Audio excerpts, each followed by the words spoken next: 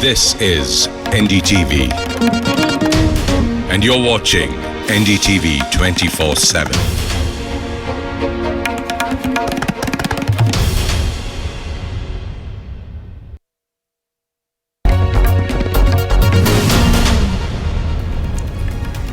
Hello and welcome. This is where we take your questions on coronavirus or COVID-19 and have medical experts on the show answer them for you. We're joined by Professor Jayant Kumar Panda. He's a diabetologist with the Department of Medicine, SEB Medical College in Cuttack. We also have with us Dr. M.V. Ram Mohan, who is a consultant endocrinologist with the Diabetes and Endocrine Clinic in Nellore. Dr. Atul Abhyankar, Cardio Director, Interventional Cardiology of the Mahavir Heart Institute of Surat, is also with us. Thank you very much indeed, doctors, for being with us this morning. Let's start taking callers straight away. We're being joined at this point, I'm told, by Jay from Mumbai. Jay, go ahead with your question. Hi, everybody. I just wanted to ask that there are a lot of cases that have been, there are more than 10,000 cases, I believe. But the number of people recovering is very low. So I wanted to ask the doctors, what is the normal recovery rate for a person? How long does it take for a person to recover once he's been diagnosed by positive? Hello, good morning. Good morning. Go ahead. Yeah, the main problem with COVID-19 is a viral disease. So it takes around 2 to 3 weeks for the person to recover completely from the disease. So we have to wait till 14 to 28 days so that the patient completely recovers from the COVID-19 infection. So it's a slow process as it is a viral disease. It takes little time. All right. Anything any of the other doctors would like to add to that? Yeah, many times the severe symptoms that are present usually start disappearing after 4 to 5 days. Mm-hmm. But this low-grade fever, the slight body ache, the lack of energy, that can continue up to 3 weeks. I think one of the examples that is very sort of well-known example is the CNN anchor, who still continues after 2 weeks to have low fever and body ache. Right.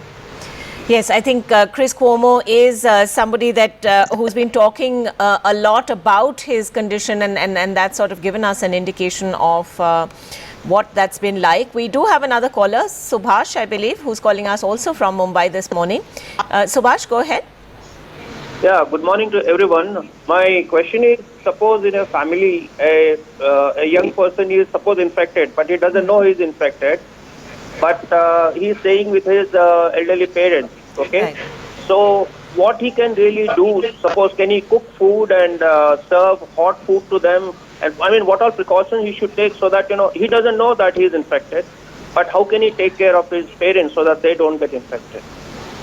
See, definitely if a person is positive for COVID and he is supposed to be self-isolated himself and he is not supposed to be with his parents or cooking something for the parents, because a positive person is able to spread the disease to other persons. So mainly the elder patients, the diabetic patients and heart disease patients are at high risk for the disease. So any positive patient should not be with the parents or with the kids in the home. He should be in the isolation ward for 2 to 3 weeks duration so that he is not spreading the disease to the other people. So after testing positive, they are not supposed to, patients are not supposed to be with the parents. Right. PK Samant Roy is calling us from Amritsar today. Go ahead. Thank you for this show. This is very helpful. Now, I had a bout of cold and running nose, and I took azithromycin, Azir 500, and vitamin B complex, and I got better. And then after a few days, again, I had a second bout of cold and running nose, and I'm now taking again a second course of Aji and vitamins. Is that a matter of concern? Okay, let's have Dr. Jayant Panda answer that if we can. Yeah, you see, every coryza, every nasal congestion is not corona. And the most important message goes, if you have nasal congestion, malaise and some symptoms have to be evaluated for the risk, and risk involves the travel history, risk involves the contact with the corona patient, and the common cold not subsiding after the adequate treatment. So I think rightly you have taken azithromycin, which can work in all possible conditions. You should add some decongestant, and if the symptoms continue, you should contact a COVID hospital doctor. Right. Let's also get a question in from Arun calling us from Bengaluru this morning. Arun, go ahead. Yeah, but the question is for on behalf of. Yes, go ahead, Arun. Yes, the question is regarding Alzheimer's patients, because I have been hearing a lot about so many people like people with diabetologists and hypertensions, and yeah, but I have not heard anything about Alzheimer's, who are potentially generally very senior citizens and are potentially very susceptible to diseases. Okay. So I would like to know, Kita, what kind of, if you can put the question to the right doctor here. Yes. As to what kind of extra precautions they should be taking, or their caregivers should be taking? Is that your question? All right, Arun. Who would actually like to answer that? Arun is specifically asking about Alzheimer's patients. The main reason behind the COVID disease attacking elderly population is about the immunity.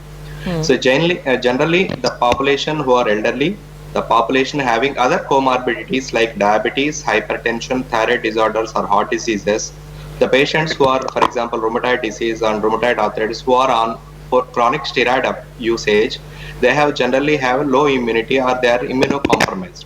So the viral infection spreads fastly in them, and their own immunity is not sufficient to suppress the viral load. So that's why any elderly patient with other comorbidities, so we should take extra precautions so to prevent their exposure. So after getting the disease, it is very difficult for them to come out of the disease. So the main important is the prevention of the coronavirus disease spreading to the elderly and diabetic population, and other, as the caller said about the Alzheimer's disease also. So any elderly population have a low immunity compared to the younger population. This leads to the more viral load and more extra disease on them, and it lead to the very, very difficult disease in them. Right. Yes, go ahead. See, all the comorbidities.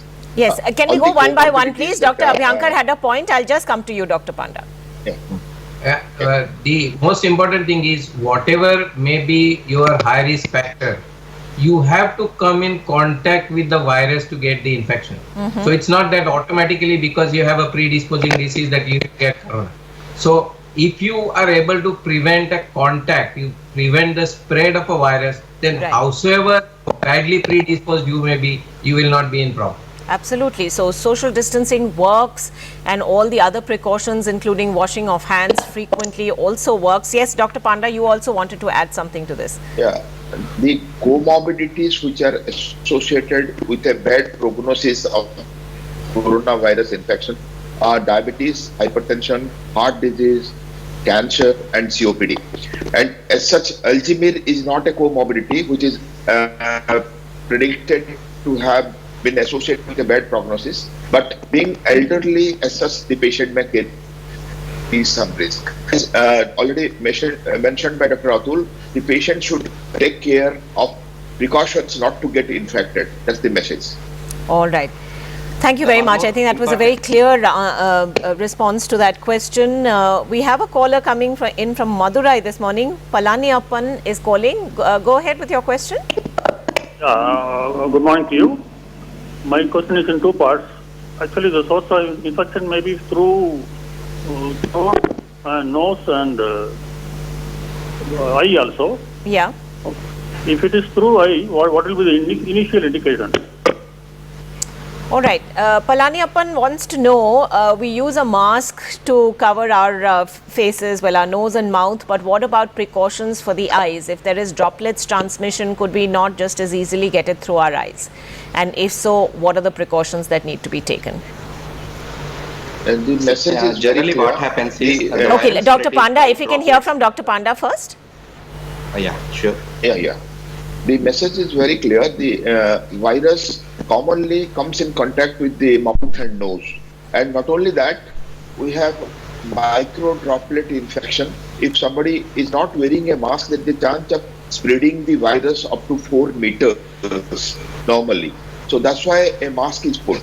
I is definite for the healthcare personnel who are taking care of the COVID patient, because splash of the blood or the body fluids can affect the conjunctiva or the eye.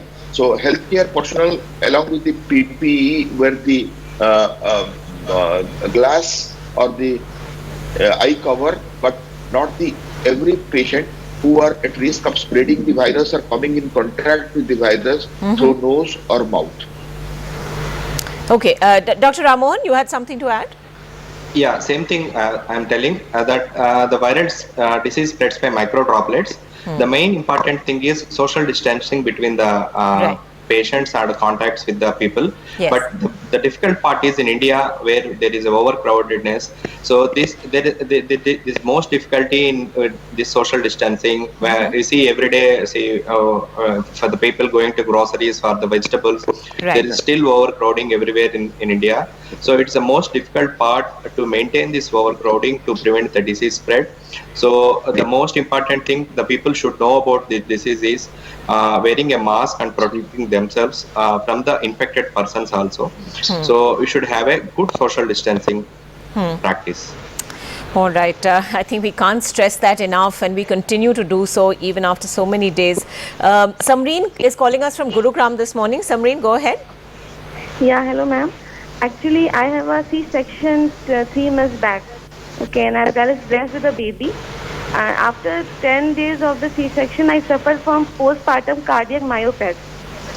Okay, so disease of a heart which happens because of pregnancy. But because of the lockdown, I'm not able to contact my doctor. So what are the preventive measures I should take as I'm suffering from this C-section and this postpartum cardiac myopathy? I am taking medicines which the doctor given me 2 months back. But I contact doctor is not available right now. Okay. So I want to ask the cardiologist what should I consider the same medicine, or what should I do now? This is not only in response to the cardiomyopathy related to your pregnancy, but in general to anybody who has a cardiomyopathy.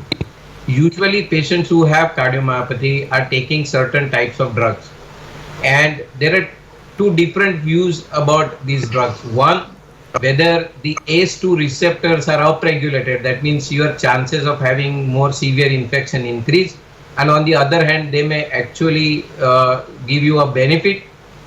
As of now, all the recommendations are do not decrease your medicines in any way. Your chance of getting into trouble by reducing the medicines is much more. Your medicines or your disease does not predispose you to getting infection. That means your chances of getting infection don't increase. Only if you get the infection, then the chance that you can have heart failure or you have more severe complications or worse outcomes increase. So the advice is do not discontinue, do not reduce any treatment without the advice of your doctor, and keep yourself as safe as possible from getting the infection. All right. I hope that answers Samreen's question. Is there anything that the other doctors would like to add to this? Mainly, it is not only during the lockdown period. The post-lockdown period also, the next 3 to 4 months is also very important in Indian population, because the disease is not going to disappear suddenly after the lockdown. Yeah. So you have to maintain your personal hygiene, you have to maintain the social distancing, you have to wear masks, and you have to see that you are not going to crowded population people, and all these things should be taken care. For next 6 months, it is going to be a tough period for everybody, mainly for the doctors also. See, for example, I am seeing many patients from different places. So all the consultants should take their personal precautions so that they are also not exposed to the disease. Right. Dr. Ramohan, it's important that you bring that up because our next caller is a doctor. Dr. Pavan is joining us from the state of Telangana. He works in Barachallam, we're told. Go ahead with your question, Dr. Pavan. Good morning, everyone. Good morning. This is Dr. Pavan calling from Bhadrachalam. It's Telangana district. I see regularly 100 to 150 patients a day. Once this lockdown is over, lockdown is lifted by the government, many of my patients are sitting in the house and they are waiting for my consultation. Once the lockdown is over, they all come to us, and I want Dr. Ram Mohan to suggest us the precautions the doctors have to take. The practicing physicians, the pediatricians, what are the precautions they have to take?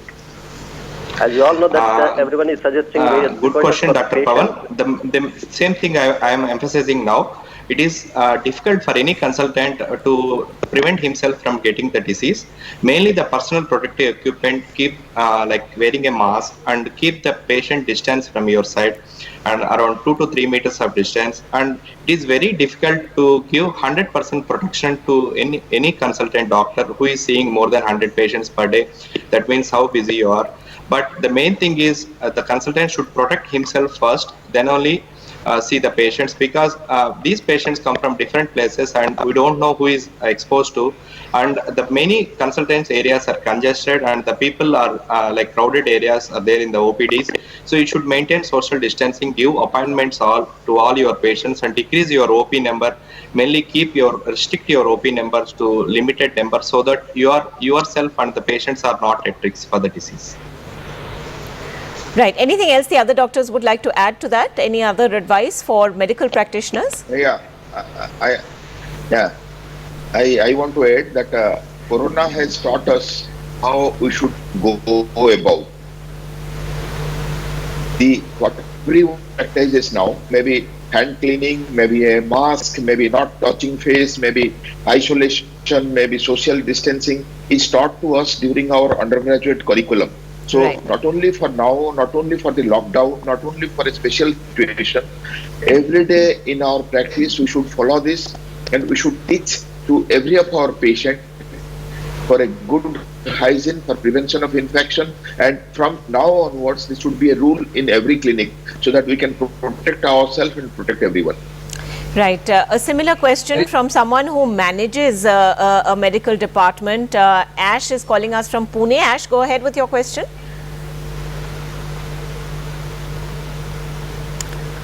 All right. I believe Ash's question, I'm going to just ask it for him. He's saying that he's a thalassemic, and are there any extra precautions he ought to be following at this point? Is that one of the recognized comorbidities? Dr. Abhyankar, if you would like to answer that. I mean, thalassemia kind of is like any other comorbidity. There is no specific increased risk as compared to any other comorbidity. But as I said, that anybody who has got any chronic medical condition should protect himself even more than anybody who is otherwise a healthy person. So although there are no specific guidelines regarding thalassemia as to what differently should be done, it should be the same as to anybody who is predisposed. All right. We have a question from Debbie, who's asking this question from Dallas this morning, and she's referring to the number of cases in New York, and she's saying, do we have any further information on whether the virus can be airborne or not? She says that in New York, most cases seems to be, there are people who are getting infected, it seems, without any contact, as it were. So how does that work?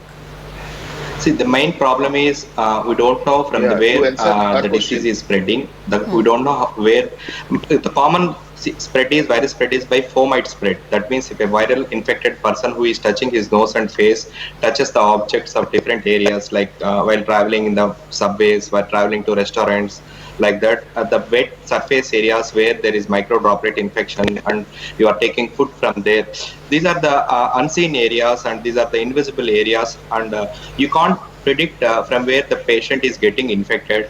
So this fomite spread is very important spread, and it is very difficult to prevent and protect yourself from this spread also. Right. So except keeping yourself in home and staying safe. So it is very difficult to answer these questions like from where the virus is coming. Generally, it is not airborne. The micro droplets will be there around for 15 to 20 minutes after any person sneezes or coughs in the common area, but they deposit in the areas of the surrounding areas, and if anybody touches immediately those areas, there can be a spread from the object. There is something very important to understand about this airborne business. Is because in the sense that the virus doesn't fly from one person to another and infect him. But when somebody coughs, if you have especially humid air, then the droplets remain in the air for a few minutes. And so you may think that you were never in front of a person who was coughing or sneezing, but within few minutes, for example, you are in a lift and an elevator, and somebody has spread droplets and you are the next person to get into elevator, you might not have seen that person coughing, but there may be droplets at that time floating in the air. So although it doesn't actually travel in the air, but the droplets can remain up to 5 minutes also, the micro droplets, especially if there is a humid air, because that increases the chances of it remaining longer. Okay. So it is airborne in an indirect sense. It doesn't spread through air. Okay. Dr. Panda, quick last word from you. I am out of time, but you had a point to make also. What I answer her question, because the spread is so high and we all are conscious about our behavior, our barriers, our hand washing. There must be something beyond droplet which is causing this. And America is the first country in the world to tell that this is not only droplet, this is something to do with airborne. Here a picture comes that it goes up to 4 meters. The scientists have shown it goes up to 4 meters after coughing, sneezing, and the oral secretions. And it may not be completely airborne. To some extent, it affects the environment, as already mentioned by Dr. Atul and Dr. Ramohan. So we have to be very careful in wearing a mask and preventing people in our own environment. All right. We leave it at that today. Thank you very much indeed, Dr. Panda, Dr. Abhyankar and Dr. Ramohan for being with us this morning and answering all our viewers' questions. We'll of course continue to take those questions. Do tune in once again at 12:30 and then at 7:30 as well. Thanks for watching.